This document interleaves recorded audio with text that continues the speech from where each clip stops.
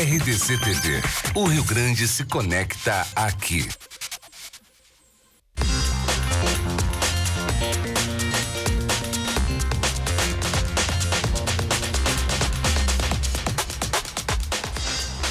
Olá, muito bom dia para você, telespectador do Rio Grande em Movimento. Estamos no ar hoje, nesta quarta-feira. Infelizmente amanhecendo com chuva aí, mas temos mais uma edição aí do programa. Hoje, sem o apresentador Rogério Forcolen, estou aqui para fazer companhia para vocês até a 1h. Daqui a pouco a gente vai saber muitas notícias, todas as informações dessa manhã, também muito esporte com o nosso querido JB, mas hoje é dia 14 de novembro, Dia Mundial do Diabetes. E a gente vai falar um pouquinho sobre essa doença que acomete milhões de brasileiros e, inclusive, aqui do Rio Grande do Sul, vamos saber como é que está por aqui também. Também a prevenção. Todos os detalhes para você que tem algum diabético aí na família, tem alguma dúvida, vai enviando a tua pergunta, hein? A gente está nos canais 24 524 da NET, mas também sempre online. Então entra lá no nosso Facebook, deixa ali o teu recado, estamos ao vivo, coloca ali na tua live a tua pergunta, o teu comentário, que a gente vai trazer aqui todos os detalhes para você. Hoje também vamos falar aqui no programa sobre medidas protetivas. Você sabe o que fazer em casos de violência doméstica, violência psicológica ou não? Vamos tirar essas dúvidas também todos os detalhes aqui no programa daqui a pouquinho. E ainda, um outro assunto que preocupa bastante agora com a chegada do calor, não é o caso de hoje, né? Mas a gente teve sol bastante forte aqui nos últimos dias, queimaduras na pele. Você sabe exatamente como proceder nesses casos, o que devemos fazer também. Teremos uma dermatologista aqui para falar com a gente. Bom, e é como eu disse, amanhecemos com chuva. Nesse momento, chove aqui em Porto Alegre. Amanhã amanheceu bastante abafada, como nos últimos dias. E como eu tinha adiantado, né, a chuva ia chegar no estado ao longo da terça-feira e aqui em Porto Alegre ia demorar um pouquinho mais, né? Chegando entre terça e quarta-feira. Demorou um pouquinho mesmo, mas já chegou. Vamos saber como é que vai ficar o tempo hoje. A Fernanda Ponciano está com a gente, direto lá da redação. Vamos saber, vai continuar calor hoje? Continua abafado? Continua chovendo? Fernanda, bom dia. Bom dia, Lilian. Bom dia a todos que acompanham o Rio Grande em Movimento aqui na RDC TV. Como tu tinha dito, chegou a chuva, né? Hoje amanheceu aqui em Porto Alegre um céu meio cinza e agora, um pouquinho antes do meio-dia, começou então a chover. Esse tempo permanece durante a quarta-feira aqui na capital. A mínima é de 22 e a máxima é de 27 graus. Tá abafado, vai continuar assim durante o dia todo. E essa chuvinha que começa, para, também segue aí a quarta-feira toda. A gente vai acompanhar agora a previsão para as outras cidades aqui do estado. Em Bento Gonçalves, a mínima é de 20 graus e a máxima é de 26. Em Erechim, mínima de 21 graus e a máxima é de 27. Em Santo Ângelo, a mínima de 19 graus e a máxima é de 25. Em Uruguaiana, a temperatura baixa um pouquinho, mínima de 16 graus e a máxima de 25, com sol entre nuvens, Lilian. Tá certo. Bom, então segue a instabilidade e o calor também. Deu uma diminuidinha na temperatura, né? Mas o calor continua pelo jeito, né, Fernanda? E o que a gente tem de notícias nessa manhã? Qual é o grande destaque? Então, hoje tem uma notícia muito legal aqui do litoral norte, na praia de Imbé.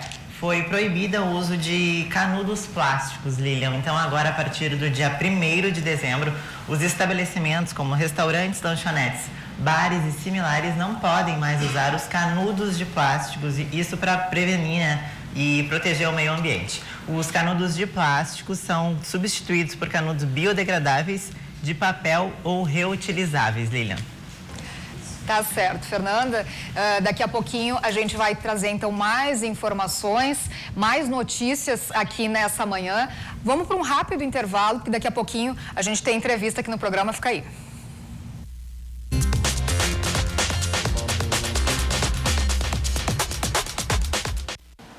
Rio Grande em Movimento está de volta e você já sabe, né? E para quem não sabe, vai ficar sabendo agora. Infelizmente, a luz, a energia elétrica vai ficar mais cara para os consumidores da CE. A Agência Nacional anunciou um reajuste. A gente vai saber os detalhes aí com a Fernanda Ponciano, direto da redação. Fernanda. É isso mesmo, Lilian. Teve o reajuste, né, na conta de luz. O aumento será de 7,35%, então a luz vai ficar mais cara. Mas a gente vai acompanhar agora a reportagem da Manuela Veiga e saber todos os detalhes. Desligar um interruptor ali e outro aqui para economizar o máximo que der. Na casa da Sandra é assim. Ainda mais que agora vem mais um reajuste na tarifa de energia de 7,35%, anunciado pela ANEEL nesta terça-feira. Luz desligada, ventilador é numa peça só, não uso o ar-condicionado em último plano, né? Porque tá muito cara a luz. Já desliguei um freezer. Tô só com a geladeira. Se policiar os gastos dentro de casa já é uma missão, imagine só no trabalho. A Sandra é diarista e é claro que também tem que cuidar o consumo de energia em excesso na hora que está trabalhando. Eu chego, os patrão, rua. Então, a Sandrinha tem que tomar conta de tudo. Luz, né? Os biquinhos de luz, onde eles vão ligando e eu vou atrás desligando. Máquina, eu procuro usar a roupa, tem que policiar a roupa, né? Tu já tem que fazer tudo certinho, as cores, para não dar aquela bagunça de roupa, para poder economizar. O reajuste é previsto pelo contrato de concessão de todas as distribuidoras do país. Custos de geração, transmissão e distribuição de energia elétrica estão dentro do percentual de aumento, que entra em vigor a partir do dia 22 de novembro. Nesse caso do reajuste, ele tem como objetivo recompor custos que a distribuidora tem com geração, transmissão, com a própria distribuição de energia, com encargos setoriais e, além disso, nós não podemos esquecer que nós somos a ponta final que vai tratar diretamente com o consumidor.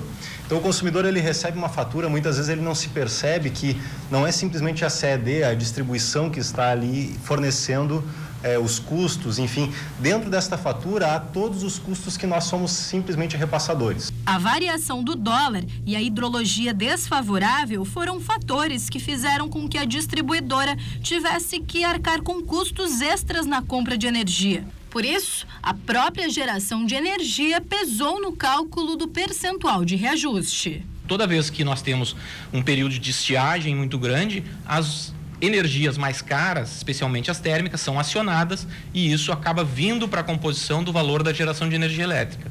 E que nós, distribuição de energia elétrica, antecipamos este custo de maneira a arcar com esse valor e depois, no reajuste tarifário, isto é compensado e retorna como tarifa para custear esse valor. Para consumidores de alta tensão, que é o caso das indústrias, por exemplo, o reajuste pode girar em torno de 5,24%. E para os de baixa tensão, como residências, o percentual deve ficar em 8,32%. O aumento começa a valer no próximo dia 22 de novembro. E mais uma agência bancária foi assaltada no estado nessa madrugada. Dessa vez, o alvo foi a cidade de Butiá. Já são 147 bancos roubados no estado só nesse ano de 2018. Por volta das 13h30 da manhã, na madrugada de hoje, de 4 a 8 criminosos foram envolvidos na explosão de um cofre em uma agência do Banco do Brasil, na cidade de Butiá, localizada no centro do estado. Segundo as informações, com uma única explosão, eles conseguiram invadir o cofre e levaram todo o dinheiro que estava lá. O valor ainda não foi divulgado. Durante a ação, alguns dos bandidos ficaram na parte de fora do banco, enquanto atiravam para o alto para evitar as aproximações. E por volta das 7 da manhã, um carro abandonado foi encontrado na estrada da Quitéria, no limite entre Butiá e São Jerônimo. O Fiat Brava branco foi deixado atravessado na via, com as portas abertas. Os homens ainda não foram identificados e continuam foragidos. Ninguém ficou ferido durante a ação dos criminosos. Então, ao total, aí no Rio Grande do Sul, já são 147 bancos roubados só nesse ano de 2018, Lilian. Tá certo, Fernanda. Daqui a pouquinho a gente volta com mais informações, porque agora o nosso assunto é Lei Maria da Penha, agressões, violência doméstica e um assunto assim que o pessoal desconhece um pouco, que é muito importante esclarecer, que são as medidas protetivas. A gente recebe aqui a advogada Jamile Bill para esclarecer tudo. Tudo bom? Bom dia. Tudo bem, bom dia. Bom, vamos iniciar falando, o pessoal fala em Lei Maria da Penha e tem algumas informações assim que já são bastante disseminadas, né? Mas ainda tem muita dúvida a respeito das medidas protetivas. O que são exatamente as medidas protetivas de urgência? Bom, elas surgiram justamente com a Lei Maria da Penha, em 2006, e elas visam proteger a mulher e a criança, na verdade, no âmbito familiar da violência doméstica. Muitas vezes a gente tem agressões que ocorrem no âmbito doméstico e elas são muito mais veladas que outros tipos de agressão, porque tu convive, tu ainda mantém uma relação, muitas vezes, com o agressor e por vergonha, por não querer se expor, muitas vezes a mulher chega ao limite do extremo e isso a gente nota que muitas pessoas que têm medida protetiva tem reincidência na questão das agressões, que aquilo vai se tornando uma prática comum.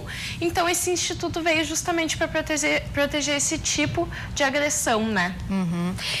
Quais são as medidas protetivas? Bom, na verdade, as medidas protetivas que são impostas, elas podem ser de obrigação de fazer. O que acontece? A violência, isso é uma coisa que as pessoas se questionam, ela não é exatamente só a física. Pode ser a violência moral, pode ser a agressão verbal, pode ser psicológica, qualquer tipo de agressão que possa estar sofrendo no âmbito familiar conta como agressão. E as medidas que são impostas a pessoa fica, o agressor, na verdade, né?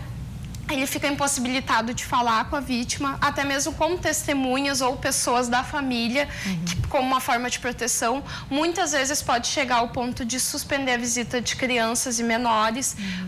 Se a pessoa era dependente, a pessoa que sofre agressão, pode acontecer dele ser obrigado a pagar alimentos. Na verdade, pode ser restrito de entrar em alguns lugares que a pessoa frequenta e muitas vezes também é estipulado, inclusive, uma metragem que ela não pode chegar perto da pessoa. 100 metros, 300 metros, para evitar qualquer tipo de constrangimento, né? Quais são as medidas que obrigam o agressor?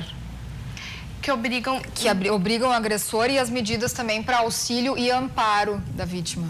Na verdade, para amparo da vítima, muitas vezes é prestado um atendimento, né, na comunidade e estas medidas, principalmente de não permitir frequentar os mesmos lugares, entendeu? Evitar que ela entre em contato faz com que muitas vezes auxilie. Como é que é possível pedir essas medidas de urgência? Onde é que a mulher deve recorrer?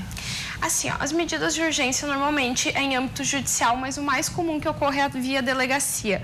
Porque a mulher que sofre agressão, primeiro passo normalmente vai fazer o registro através de um boletim de ocorrência na delegacia e lá, ao relatar, ela pode solicitar, mas como muitas vezes ela não tem esse conhecimento, que ela tem a possibilidade de estar pedindo uma medida protetiva, o próprio agente público pode propor que seja concedida uma medida protetiva para ela.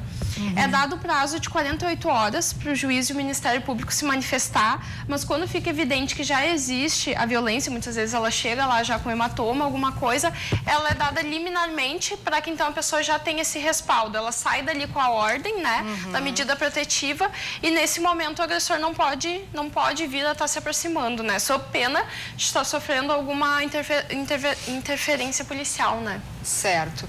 Tem uma pergunta para complementar isso aí, mas eu vou acionar agora o nosso WhatsApp, inclusive vamos dizer o número do nosso WhatsApp aí para o pessoal mandar a sua pergunta, que a gente não está só ao vivo no Facebook, né? Facebook, estamos ao vivo lá, deixa o teu comentário, a tua pergunta, mas também ali no WhatsApp, que a Fernanda está lendo as perguntas ali. Fernanda, a gente já tem uma pergunta, né? Isso, uma pergunta aqui para a doutora Jamile, então... Sobre o caso de ameaça, tá? Uma das nossas telespectadoras sendo ameaçada pelo ex-namorado através do WhatsApp. Quais são as medidas que ela pode tomar e quais são os direitos nesse caso, doutora? Assim, ela pode tanto, né, tá buscando na delegacia uma medida protetiva, fazendo o registro. É interessante que ela leve ali as provas, né, para que fique registrado o teor dos termos, ou também há casos que pode fazer direto pedido judicial. Aí o pedido judicial, tu entra direto com uma petição, constando todas as provas e pede a medida protetiva. Só que nesse caso, muitas vezes é mais difícil, porque a pessoa contrata um advogado e ela entra com aquela petição com todo o teor. Na delegacia se torna mais fácil e um meio mais rápido, mais acessível de estar solicitando, né? Certo. E indo no Ministério Público, ele encaminha o pedido ao juiz E aí tem quanto tempo para a autoridade judicial decidir? São 48 horas. 48 horas. Isso. Depois do pedido da vítima ou do Ministério Público. Exatamente. E, inclusive, tem um 180 é o número, Disque Denúncia, né? Que tu pode estar ligando também para fazer a denúncia em casos dessas agressões. E só uma pergunta, já que ela citou o WhatsApp ali, né? É bem interessante a gente falar das redes sociais da internet agora nessa época, em que, né, não se sai disso. Como fazer, então, no caso dos agressores que têm a medida protetiva, né? Como fazer eles se manterem também distantes pelo Facebook, Instagram, enfim, todas as redes sociais? A gente nota que as vias de fato acabam sendo o último termo. Normalmente a agressão já começa sutilmente, tanto no âmbito familiar como pelas redes sociais, né? O WhatsApp, Facebook está muito presente como meio de comunicação. E quando o agressor tem uma ordem de afastamento, ela se estende para esses meios de comunicação também. Então, no caso, se ele não pode entrar em contato, não pode via WhatsApp, não pode via Facebook, e se vir a entrar, deve pegar esses documentos e, se já tem uma ordem judicial, levar no âmbito judicial, né, para que seja executada, ou então levar na delegacia para comprovar que a pessoa está tentando de alguma forma entrar em contato. Tem que fotografar. Porque a restrição também se estende a estes meios de comunicação. E aí a vítima tem que fotografar, tirar print das conversas e enviar. Tudo tem que ser comprovado, né? Porque é o único meio que a gente consegue levar a autoridade judicial às provas. Certo. Temos mais uma pergunta no WhatsApp, Fernanda. Então, a equipe da Maria da Penha, né, que trabalha com a Brigada Militar e o Ministério Público, eles fazem um acompanhamento muito bacana com as mulheres que fazem essas denúncias, ligam, entram em contato, dão todas as orientações, vão até a casa da pessoa para ver se está tudo bem. Uma das nossas perguntas é em relação à renovação da Maria da Penha. Em quanto tempo ela tem que ser feita, em quais são as circunstâncias, como é que funciona a renovação? Assim, normalmente a Maria da Penha, o mandato, ele deve vir com um prazo, mas o que a gente vê é que na grande maioria ele não vem. Por exemplo, uma ordem de afastamento por 90 dias, 1 ano. Então, ele vem sem prazo e até o próprio agressor, às vezes, quando a vítima volta, retoma um relacionamento, tá com aquela ordem ali vigente e em nenhum momento foi revogada. Então, assim, quando tem o prazo e se mantém as possibilidades de ameaça ou agressão, a pessoa tem que ir e pedir uma renovação. Pode ser até via delegacia, né, via o boletim, ou se já tem um processo judicial instalado ali mesmo. Comprova, muitas vezes, os termos, por exemplo, ele já continua me ameaçando por WhatsApp, por aqui, por ali. Aqueles termos fundamentam o pedido da renovação. Ou, no mesmo caso, se o próprio agressor também querer anular, que realmente se estabilizou aquela situação, não tem mais contato nenhum, ele tem que entrar com um pedido de anulação da ordem. Porque, na verdade, o intuito é quase uma privação de liberdade naquele sentido, né? Tá certo. Bom, para finalizar, tem algum site, alguma página que o público pode tirar mais dúvidas, acessar ou buscar ajuda, denunciar, enfim? Na verdade, muitas comunidades já têm núcleos de apoio à mulher, né? Tem o 180, que é o Disque Denúncia Direto, e também as delegacias especializadas da mulher são os âmbitos mais adequados para receber esse tipo de denúncia. Então, sempre que possível, claro, em municípios menores não ocorre, mas são municípios maiores e houver as delegacias especializadas, o ideal é que faça denúncia nesses ambientes. Tá certo. Muito obrigada, Jamile. Até a próxima. Até a próxima. Bom, a gente tem mais notícias agora, então, da redação. Isso, lembrando também que o pessoal nos assiste pelos canais 24 e 524 da NET e também participa ao vivo com a gente, como foi agora durante a entrevista da doutora Jamile, pelo WhatsApp 9988159990 e também através da nossa live na página da RDC TV aqui. Estamos ao vivo, você manda lá a sua pergunta e a sua participação. Vamos às notícias dessa manhã. A Polícia Civil realizou a Operação Repasse 2 em combate aos crimes de organização criminosa, lavagem de dinheiro e jogos de azar. Foram cumpridos 180 ordens judiciais, sendo 27 mandados de busca e apreensão e 5 mandados de prisão em Porto Alegre, Canoas e Bombinhas, em Santa Catarina. Nós vamos ouvir agora o delegado Felipe Bringuente. Bom, no dia de hoje nós cumprimos um grande número de ordens judiciais, dentre elas 27 mandados de busca, 5 mandados de prisão. Infelizmente não conseguimos capturar os nossos alvos, estamos no encalço deles. Cumprimos também uma série de medidas probatórias, afastamentos de sigilo, bancário, fiscal e bursátil. Conseguimos, com o apoio do Ministério Público, o sequestro de 31 imóveis, avaliados em mais de 15 milhões de reais, e o sequestro de 22 veículos, com busca e apreensão de 4 destes, para que se tornem, já deferidos pelo Poder Judiciário, viaturas da Polícia Civil passem a ser utilizadas no combate à lavagem de dinheiro, que é o que prevê a legislação. Esses veículos foram avaliados, esses 22 veículos, em mais ou menos R$1.600.000, o que leva o resultado, a efetividade da ação policial de hoje da Delegacia de Lavagem para algo em torno de R$16.700.000. Então, lembrando mais uma vez que estamos ao vivo nas plataformas digitais, na nossa página da RDC TV no Facebook. Você pode participar aqui, mandar sua pergunta, dizer de onde você é, de onde você está nos assistindo. Lembrando que você nos assiste em qualquer lugar, né? Pelo celular. Vai lá, entra no Facebook, na página da RDC TV Digital, compartilha, entra no nosso link, que toda a nossa programação é ao vivo. E na TV, nos canais 24 e 524 da NET. Lilian. Tá certo. Bom, a gente vai fazer um rápido intervalo, mas você não vai sair daí, sabe por quê? Daqui a pouquinho a gente vai saber tudo sobre os jogos da dupla Grenal, tudo e muito mais com o JB. Fica aí, a gente já volta.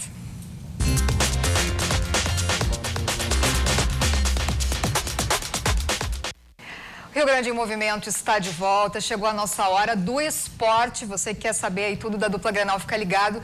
A gente vai entrar agora com o João Batista Filho, direto da redação. JB, tudo bom? Quero saber primeiro do nosso Grêmio. A gente tem, né, o jogo contra o São Paulo amanhã, mas também tem muitos desfalques, né? Bom dia. Tudo bem? Bom dia. Grande abraço para todo mundo que está nos assistindo. Lilian, bom, eu já vou direto aqui para o CT Luiz Carvalho, onde treina o Grêmio, está o repórter Guilherme Paz. Ele vai nos atualizar todas as informações do Tricolor. Gui.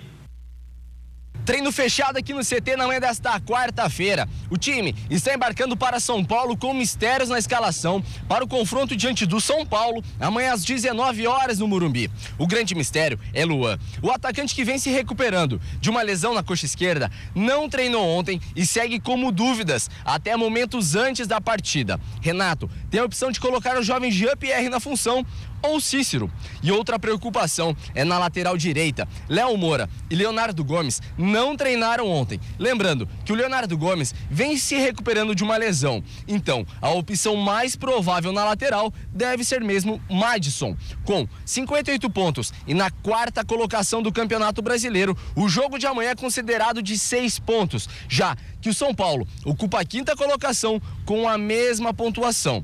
E uma vitória na partida garante o Grêmio pelo menos na pré-Libertadores do ano que vem. Mas o objetivo do Grêmio é a fase de grupos, para ter um tempo a mais de preparação, pois o time inicia o Campeonato Gaúcho no dia 20 de janeiro contra o Novo Hamburgo, muito provavelmente com uma equipe alternativa. E na manhã de hoje, o volante Michel falou com a imprensa sobre o que espera para o confronto diante dos paulistas. Eu acho que quando a equipe passa por uma situação como eles estão passando, a gente não pode nem chamar de crise, até porque eles estão na briga pelo G4. Mas essa troca de treinador, eu acho que o grupo, o elenco, ele tenta buscar força para sair dessa situação.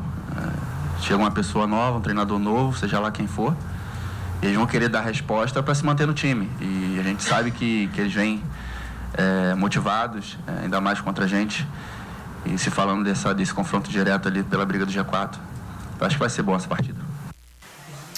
Tá aí, as informações do Grêmio dentro de campo, mas a gente sabe que tem muito bastidor também. Eu começo, por exemplo, com o técnico Renato Portaluppi, que está em tratativas para renovar seu contrato. Já existem informações de bastidores que Renato, na próxima sexta-feira, deve, enfim, assinar uma renovação para 2019 com o Tricolor. Mas isso ainda não está definido. O fato é que Renato conversa com a direção e, no momento, só com o Grêmio. Ele não está focado em nenhum outro clube a não ser o Grêmio. E a tendência é que Renato caminhe para um final feliz. Uma outra renovação que está encaminhada no Tricolor é a de Jael. O Jael, que ontem confirmou que recebeu uma proposta no Monterrey do México, uma proposta financeiramente muito interessante para ele, mas que preferiu ficar sonhar com a Libertadores, não deu. Agora a meta é, como disse o próprio Gui, chegar na 4ª colocação do Brasileiro, entrar na vaga direta da Libertadores para 2019. Vamos mudar de lado, indo para o Internacional, que treina à tarde e joga nesta quinta-feira aqui no Beira-Rio contra o América Mineiro. E deve ter mudanças no time, como a gente vai acompanhar agora na reportagem do repórter Giovanni de Oliveira. Odair Hellmann tem pouco tempo para definir a equipe que encara o América. O técnico terá só o treino desta quarta-feira para encaminhar o time. Vai ser difícil agora esse final, né? Dificilmente vai ter treino com bola, treino tático. Agora é mais descanso, né? E recuperação para o próximo jogo. O provável retorno é Rodrigo Moledo. O zagueiro, que sentiu desconforto muscular e não enfrentou o Ceará, voltou aos treinos ontem e, se não sentir dores na atividade desta tarde, vai para o jogo. O treino será fechado. O Odair faz mistérios sobre o substituto de D'Alessandro. Wellington Silva, William Potker, Rossi e Camilo disputam a vaga. Já teve várias alternativas durante o campeonato. Com a entrada do Dali, o Patrick acabou jogando pela beirada, né? Agora que o Dali está fora, ele pode voltar, pode continuar. O Daí pode botar outro jogador ali no meio, pode botar o atacante mais rápido ali para dar amplitude no campo. Mas quem decide se é o Odair, né? Tem mais hoje e amanhã para trabalhar e entrar em campo e demonstrar o que a gente vem demonstrando durante o campeonato. Faltando 5 jogos para o fim do campeonato, o Inter segue a 5 pontos do líder Palmeiras e vê diminuírem as chances de ser campeão. A gente tropeçou com os jogos aí que não podia. Mas como eu disse, faltam 5 jogos ainda. Primeiramente temos que fazer a nossa parte e depois torcer lá para eles tropeçar um ou outro jogo e para a gente conseguir passar eles. E a gente viu aí o Rodrigo Dourado, capitão do Internacional, talvez a sua melhor temporada desde 2015, quando ele foi lançado pelo técnico Diego Aguirre. Dourado que trocou de empresário recentemente, ele era do Jorge Baidec, agora foi para o Gilmar Veloz, que é um nome conhecido no mercado de empresários do futebol brasileiro, trabalha com Tite, com Everton, com Alexandre Pato, o Everton do Grêmio, o Cebolinha, e que o próprio Dourado confessou nessa entrevista coletiva que ele não sabe se vai permanecer aqui em 2019. Ele está na expectativa, sonha com a Europa, é seu 4º ano já no time profissional do Internacional, então tem tudo. O Inter precisa de grana, todo mundo sabe, ninguém esconde isso, tem tudo para o Rodrigo Dourado seguir seu caminho a partir de janeiro. Mas ainda tem mais estas últimas rodadas do Campeonato Brasileiro e começando amanhã aqui no estádio Beira-Rio, 31 mil torcedores esperados nesta partida. Lília. Pois é, JB, a gente viu aí também, estava falando do futuro do Internacional, enfim, também tem um grande destaque aí mesmo o Renato Portaluppi, Portaluppi é o que está todo mundo falando hoje, né? Mas eu queria te perguntar, porque chama atenção aí também muitos desfalques importantes do D'Alessandro aí, e no Grêmio são muitos desfalques também, e o Kahneman. Como é que fica? No Grêmio, o Kahneman está na seleção argentina.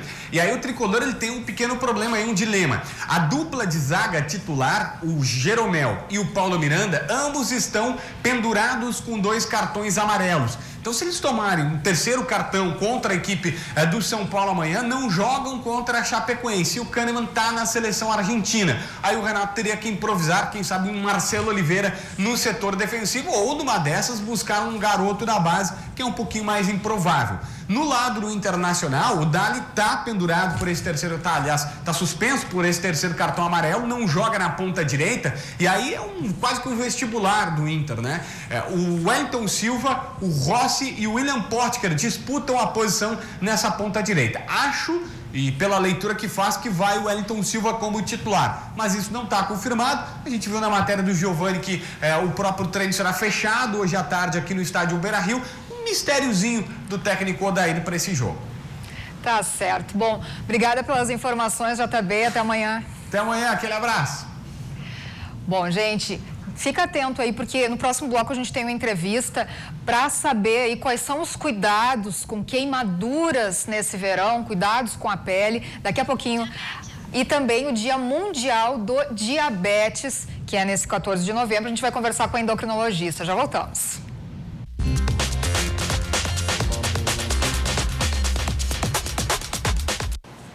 Rio Grande em Movimento está de volta. Hoje é Dia Mundial do Diabetes, daqui a pouquinho a gente vai conversar mais sobre o assunto. Vai enviando a tua pergunta aí, a gente está ao vivo no Facebook. Coloca a tua dúvida, a gente fala diretamente aqui com a endocrinologista que esclarece para você. Ao vivo na live ali, Facebook da RDC TV Digital, ou então pelo WhatsApp, que a Fernanda lê ali e traz para a gente as perguntas. Por falar nisso, vamos lá para a redação ver se tem alguma notícia. Fernanda. É isso mesmo, Lilian. Lembrando que a RDC TV está nos canais 24 e 524 da NET em 27 cidades aqui no Rio Grande do Sul. E também você nos acompanha em qualquer lugar através do seu celular, do tablet. Entra lá na sua página, no Facebook, na página da RDC TV e já pode comentar, mandar aí sua sugestão, suas perguntas. E, Lilian, como tu mesmo disse agora há pouco, além do Novembro Azul, falarmos sobre a prevenção do câncer de próstata, hoje é o Dia Mundial do Diabetes. Vamos para a entrevista porque já está cheio de perguntas aqui no nosso WhatsApp. Tá certo. E para isso a gente recebe aqui a endocrinologista Kátia Souto. Bom dia, bem-vindo. Bom dia, muito obrigada. Bom, esse é um dia muito importante, né? Porque a gente sabe que tem milhões de brasileiros aí com esse problema. Muitas vezes descobrem muito tarde, quando já tem, né, consequências já muito graves. Eu queria, então, iniciando o teu comentário também pela importância desse dia. É importante marcar essas datas que marcam. Sim, extremamente importante, porque é uma doença extremamente prevalente, né? E a gente sabe que mais da metade dos pacientes que têm diabetes, eles nem sabem que tem. E muitas vezes, que nem tu estava começando a falar, o pessoal já chega com uma complicação grave, às vezes tem que amputar um pé, ou cegos, alguma coisa, por diabetes que nem sabiam que tinham. Então, é muito importante prevenir quem já tem diabetes, né? Procurar atendimento e fazer realmente o tratamento e não ter medo da doença, assim, né? Porque muitas vezes a pessoa, eu tinha um diabetezinho, uma glicosezinha alterada e resolve deixar isso para lá.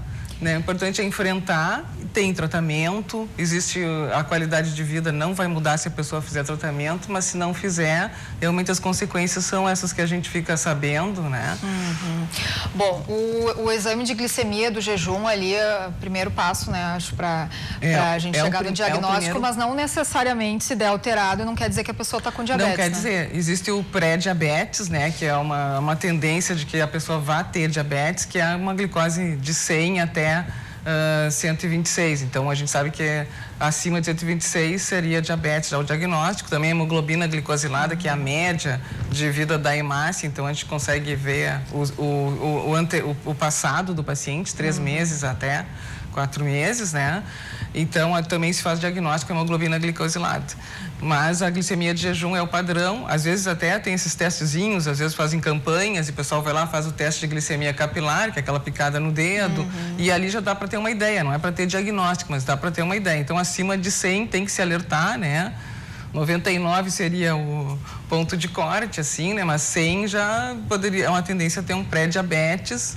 E se sabe que de 10 pessoas, 9 que têm pré-diabetes nem sabem que tem, que podem evoluir para diabetes. Bom, as causas são multifatoriais, né? O que provoca, então, o diabetes? Quais são os fatores que desencadeiam? O diabetes mais comum é o diabetes tipo 2, que é o dito do adulto, né? O diabetes tipo 1 seria 10% das pessoas têm diabetes tipo 1 e 90% tem tipo 2, que é o diabetes com mais idade e que existe uma falência do pâncreas ou resistência à insulina. No tipo 1 tem uma falência total, né? Já o tratamento já começa com insulina. Tem outros tipos, né? Que não cabe aqui a gente falar, mas assim, o tipo 2 é o mais comum. Então, a maioria da população tem diabetes tipo 2. Né, que é o diabetes do adulto e que a gente tem que cuidar. Não existe diabetes mais grave do que o outro. Tanto tipo 1 quanto tipo 2 podem ser tão graves. Os dois, às vezes, tem que usar insulina, né? O primeiro, o diabetes tipo 1 sempre. E o tipo 2, eventualmente, vai ter que usar insulina também. Quando houver uma falência total desse pâncreas, né? 90% mesmo dos casos de diabetes que são tipo 2. São tipo 2. Certo. E a questão da insulina? Muita gente tem dúvida se causa dependência. Como é que é? Não causa dependência. Assim, a insulina como vários colegas dizem, é a cura do diabetes, né? O que está nos faltando é a insulina. E essas insulinas atuais, assim, são maravilhosas, são iguais à insulina humana. Então, de fácil aplicação, se ensina a aplicar. Então, ninguém tem que ter medo de ter que usar insulina. Trocar o meu tratamento para insulina porque agravou. Muitas vezes, até os médicos têm uma inércia em iniciar a insulina. Às vezes, a gente tem que iniciar a insulina antes do que a gente inicia. Normalmente, a gente fica porque o paciente é difícil de explicar. O paciente tem medo das agulhas, né? Mas existem injeções, canetas de aplicação, é muito indolor, não tem por que ter medo. Então, o importante é prevenir complicações, né? Evitar a mortalidade cardiovascular, que às vezes os diabéticos acham que o maior perigo do diabetes é perder um olho, perder rim, perder, né, a insuficiência renal, mas o mais importante é a doença cardiovascular. Eles morrem mais de infarto, né, do que é a doença que mata todos nós, né? Claro. A maior mortalidade é a doença cardiovascular e é o que a gente tem que prevenir. E hoje a gente tem medicações melhores para diabetes tipo 2, tem como prevenir, então a gente tem que cuidar da pressão arterial, o estilo de vida, que tem que ser muito importante, fazer atividade física, a alimentação mais saudável. Então, tudo isso para prevenir, e isso também previne ter diabetes. Tem na família tem diabetes tipo 2, então, se a pessoa ainda não tem, ela pode prevenir. Se fizer todas as medidas, manter o peso também, que a obesidade é uma das grandes causas de diabetes tipo 2. Certo. E a diabetes na gestação? É outro tipo de diabetes, é o diabetes que aparece na gestação. E a gente sabe que muitas das mulheres que têm diabetes gestacional vão ficar com diabetes. Então, quando a gente trata uma gestante com diabetes, a gente tem que avisar que um mês depois que nasceu o nenê, 1 mês e meio, tem que fazer um teste de tolerância à glicose para ver se ela já não ficou com diabetes. E aí, prevenir. Realmente é uma gravidez de alto risco, né? Então, a gente tem que ter um extremo cuidado com as gestantes, né? Certo. A gente tem uma pergunta de telespectadores. Quem é que está perguntando, Fernanda? Então, doutora Kátia, Lilian, a Maria Luísa de Santa Maria disse que não tem histórico de diabetes na família. Ela teve um choque emocional agora com a perda da mãe, fazem 3 meses, e foi diagnosticada com diabetes. Isso pode acontecer? Isso é comum depois de um choque emocional? Pode acontecer, porque é uma doença multifatorial, né? E o estresse, né, vai aumentar cortisol, então tem outros hormônios envolvidos e pode desencadear realmente o aumento da glicemia. E aí a gente fazer o diagnóstico de diabetes. Perfeito. Pode acontecer. Bom, e quais são os sintomas, então, do diabetes tipo 2 e tipo 1, né? Geralmente é sede, né? Muita sede, urinar muito. Geralmente o paciente acorda à noite para urinar. Um cansaço, porque a glicemia é muito alta, o açúcar é energia, como dizem, né? Mas não fora da célula. No sangue ele é péssimo. Então, quanto mais alto o açúcar, a pessoa fica muito cansada, fica se atirando, não consegue trabalhar direito, desânimo. Às vezes até vão parar no psiquiatra por depressão, mas no fundo, às vezes é um diabetes que está descompensado. Né? Então, dá muito cansaço. E essa coisa de urinar, emagrecer. Então, quando está muito descompensado, emagrece. Apesar de diabetes ser associado à obesidade, né? Quando um paciente obeso, sem fazer dieta, começa a emagrecer rápido, ele pode estar já com diabetes. Acontece muito isso. Perfeito. Vamos passar o nosso número do WhatsApp aí para o pessoal fazer perguntas. Aí a gente tem como botar na tela o nosso número aí. Isso aí. Pessoal, vá mandando a sua pergunta. A gente tem mais uma de quem? Dias, ele pergunta, doutora Kátia, em relação às frutas. Quais são as frutas que o diabético deve evitar? Eu diria que não deve evitar nenhuma. Todas, assim, podem comer todas, exceto que não pode comer a grande quantidade. Não pode comer um cacho de banana, que nem eu brinco com os pacientes, né? Mas pode comer uma banana, uva. Às vezes o índice glicêmico é um pouco mais alto de algumas frutas, mas a gente não proíbe, assim, não pode comer essa fruta, aquela fruta. Pode comer de tudo, dependendo da quantidade, né? O que importa muito são as quantidades, né? E claro que açúcar vai ser direto, né? Então, assim, evitar comer açúcar, claro. Açúcar, né, branco e tal, se vai comer, vai ter que fazer insulina para poder comer, então não vale a pena. Tá certo. Tem mais pergunta? Isso, e a Juliana, que nos assiste em Novo Hamburgo, diz que a mãe dela come muito, muito doce e sempre que faz o exame da glicose está sempre estável, está sempre tranquilo. Qual é a relação, assim, a pessoa às vezes pode comer tanto doce e fica sem alteração ali na glicose?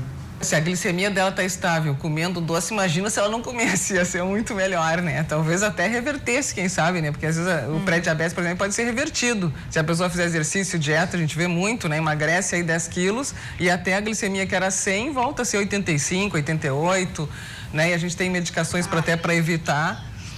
Então, se pode prevenir, então para que comer açúcar, né? Tu vai piorar a tua patologia e sabe que vai piorar. Certo. Bom, vamos falar então da aplicação da insulina também. Vamos dar umas dicas, né, pro pessoal. Sim. O importante, assim, ó, não precisa... A gente sempre trabalha tanto no SUS como no consultório, né? Eu atendo mais Unimed no consultório, então... Mas as dúvidas são as mesmas de qualquer população. Então, claro, dependendo das condições financeiras, tu pode comprar canetas de insulina ou pode usar mesmo a insulina lá do SUS, que são insulinas boas também, né? E importante, assim, da aplicação, não precisa passar álcool, ferver seringa, que é um grande erro, né? E não, as seringas já vêm, a insulina mesmo, ela já é antibacteriana, então se pode aplicar só tomando banho, não precisa passar álcool na pele, não precisa preparo nenhum. E claro, tem que ter algumas dicas, por exemplo, a insulina IPH tem que balançar ela 20 vezes, pegar o frasco, porque às vezes o pessoal já faz assim e já injeta a insulina IPH. Então a NPH ela precisa ficar leitosa, então precisa sacudir 20 vezes movimentos tranquilos para que ela homogeneize bem e fazer a aplicação, né? E cuidar os locais, trocar as agulhas, se aplica com a caneta, né? E tem outras seringas, outras insulinas que não precisa fazer essa agitação, que não são NPH, que são insulinas de mais longa ação. E as ultra rápidas, então cuidar para não confundir uma insulina lenta com ultra rápida, que a ultra rápida a gente usa antes das refeições, para baixar rápida, como ela diz o nome, ela é rápida, então em 15 minutos já está agindo, e aí vai durar de 2 a 4 horas o efeito, né? Então, se pode fazer até, mas para quando está alto, o paciente tem aquela insulina de urgência que tem canetas que ele pode carregar no bolso, pode ir no restaurante e aplicar antes de servir a comida, imediatamente antes. Então, a vida hoje do diabético está muito facilitada. Os produtos diet, insulinas maravilhosas que a gente tem. E não importa assim, se tem, eu tenho dinheiro para comprar essa insulina ou aquela, não importa, a tua qualidade de vida vai ser boa, mesmo independente da condição financeira, né? E o importante é procurar um médico, procurar a enfermeira que eduque em diabetes, procurar a equipe, né, que trate, né? E o uso de medicamentos específicos, porque além da insulina é importante também, né? Tem um complemento. Hoje tem uma gama, uma variedade de comprimidos, né? De diversos preços também, para tudo que é bolso tem. E tem, a gente começa sempre tratamento com a metformina, que todo mundo deve estar me escutando, conhece, que é a droga mais antiga, mas é a mais usada. Em todas as diretrizes de tratamento do mundo, a primeira droga é a metformina, que é o Glifax XE, que tem de graça na popular, então não existe motivo para não se usar. Claro, a não ser que tenha algum efeito colateral. E é uma droga excelente, né? Então, e aí se associa, daí não controlou só com a metformina, a gente vai associando outros comprimidos devagar, até que se precisar usar insulina, a gente vai usar insulina, às vezes se usa insulina com comprimidos, né? Associado. E a dieta também, né? A dieta, que isso é a pedra angular do tratamento, né? Dieta e exercício, isso aí em todos os casos, né? Tanto tipo 1, tipo 2, é fundamental. Tá certo. A última pergunta de um telespectador. Quem pergunta? Como temos participação hoje? É verdade. Justamente o Pedro, de Porto Alegre, ele fala sobre a qualidade de vida. Ele sempre teve diabetes, ele fala sobre a importância da atividade física, doutora, de como reduzir, né, os riscos e os sintomas do diabetes praticando atividade física todos os dias e de forma regular. A Organização Mundial de Saúde recomenda 150 minutos por semana. Então, tipo assim, se tu fizer 150 minutos por semana, tá dentro do padrão. Isso pode ser aula de dança. Então, até eu estava falando antes com uma pessoa ali sobre a Unimed tem até uma casa da bem-estar, então que proporciona algumas coisas para os pacientes que têm convênio de ter um momento de convívio, até aula de educação física, educação sobre dieta. E então era bom que procurassem grupos, né, de educação em diabetes, grupos de convivência, os idosos irem nessas bailes dos idosos. Eu tenho uma paciente que ela se compensou muito quando ela começou a dançar de tarde. Não sei até onde que ela vai, mas ela dança e o diabetes dela ficou muito bom porque ela teve um grupo assim que ela saía uma vez por semana e saía para dançar. Ela já com seus 75 anos, né, ou mais. Então a gente tem pacientes que estão com uma vida plena mesmo, tendo 80, 85 anos de idade hoje, com diabetes, né? E que podem ter uma vida totalmente saudável, né? E praticando atividade física. A gente agradece, muito obrigada pela tua participação, doutora, por todos os esclarecimentos. Imagina, certamente ajudou bastante. Eu que agradeço a oportunidade. Até uma próxima. Bom, o Rio Grande em Movimento vai ficando por aqui. A Fernanda se despede lá da redação. Fernanda. Já não tá aí? Isso. Não, eu tava comentando que o mercado hoje oferece milhões de produtos, né? Para quem é diabético, para quem não pode consumir açúcar, os produtos diets a gente tem bastante aí. Então amanhã o Rio Grande Movimento volta, lembrando que a RDC TV continua aqui ao vivo no Facebook, logo logo vem o Virando o Jogo aí com o Rogério Amaral. Você nos acompanha na página da RDC TV. Obrigada, Fernanda. O Rio Grande em Movimento vai ficando por aqui. Amanhã a gente traz mais informação e entrevistas para você. Até lá.